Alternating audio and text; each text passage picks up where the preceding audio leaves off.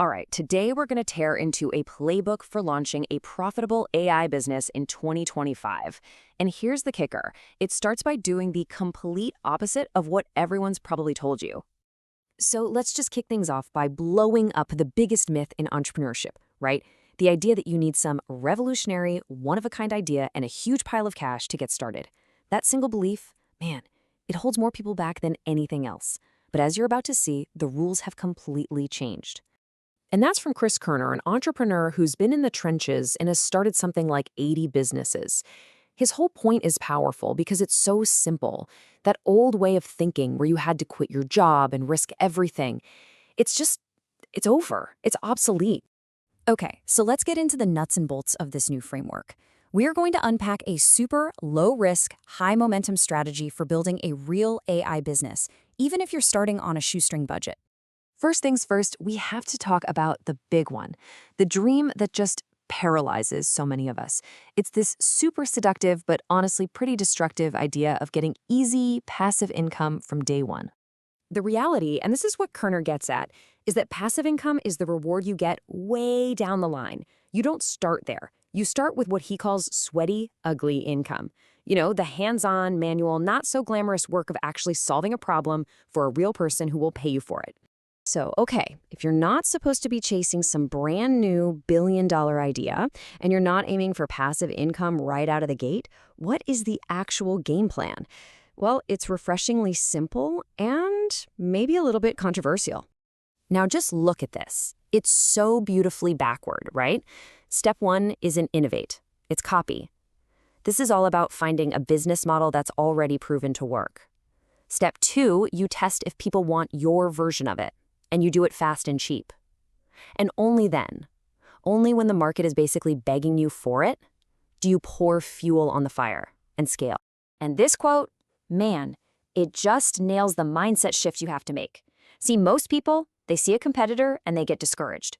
Koerner sees a competitor and gets fired up. It's not a threat, it's free market research.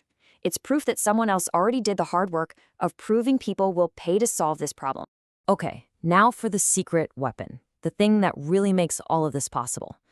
This is the tech that just completely flattens the playing field and lets anyone turn an idea into a reality, almost instantly. It's called vibe coding. And here's the only thing you need to know. You don't have to be a coder to build software anymore. You just describe what you want, the vibe of the app, and the AI handles all the complicated code.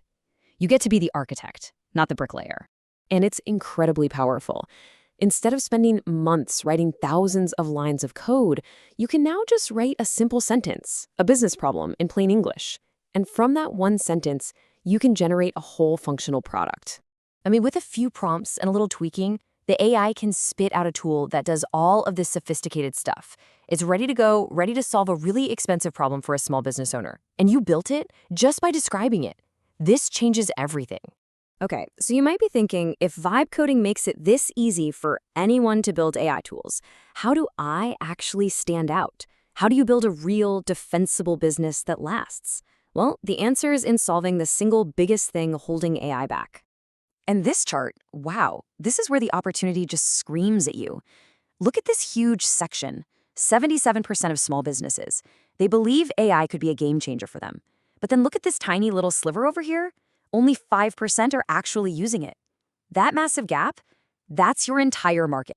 So what that tells you is the barrier isn't access to the tech anymore, it's fear. It's a business owner being terrified that some rogue AI is going to be rude to a customer or give out a wrong quote and wreck the reputation they've spent years building. They need AI they can trust. And this right here is how you build your moat. You don't just sell AI, you sell mother-approved AI. It's about building in these trust layers, using frameworks like an AI Mama protocol to make sure the AI is always helpful and nurturing. You turn a cheap commodity into a premium service. Safety becomes your killer feature. That's your advantage. All right, so let's put all the pieces together. How do you actually turn this whole trust thing into a real business? Based on this entire playbook, here is a ranked list of the best AI businesses you could start like today. And the number one opportunity, well, it's a direct hit. It sits right in that sweet spot we were just talking about, that intersection of massive, massive demand and almost zero adoption. So here they are. And the first thing to notice, Look at those startup costs. We're talking pocket change. Right at the top, the AI agency. That's your sweaty income starting point. And it wins because that adoption gap is just so huge. Number 2, you start to scale by productizing what you build into templates.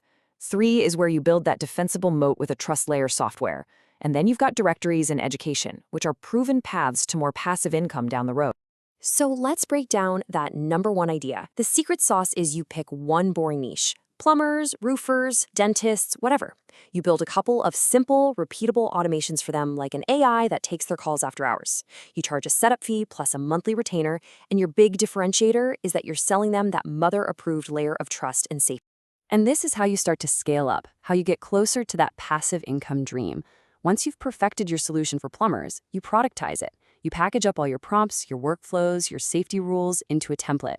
Now, instead of just being a service provider, you're selling the tools for other people to do it. So, the playbook is clear. You copy a model that works, you use vibe coding to build it fast, and you sell trust as your unique advantage. The tools have never been easier to use, and the market is just massive and waiting.